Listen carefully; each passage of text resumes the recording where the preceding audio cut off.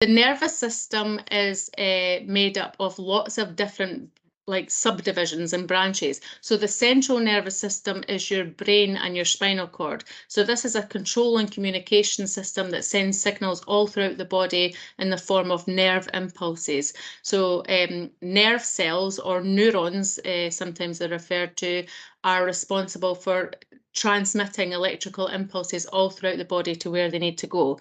So whenever we think central nervous system, just think it's in the center of the body, it's the brain and the spinal cord. The peripheral nervous system is everything else branching off from the brain and the spinal cord. So part of the nervous system, part of the peripheral nervous system includes our autonomic nervous system.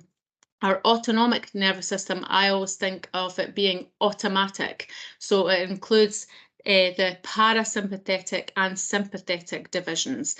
So it's things that we don't consciously think about. If I want to lift my arms up or down, I've consciously decided to do that. But the autonomic nervous system controls things like pupil dilation, heartbeat, heart rate, whether or not we are digesting our food, things like that. So anything that we're not consciously aware of is all controlled by our autonomic nervous system. So the sympathetic nervous system mostly speeds things up, but not always. It kind of slows down digestion and things, but the majority of things are sped up, and the parasympathetic nervous system sort of slows things down. It's known as the rest and digest, the parasympathetic nervous system.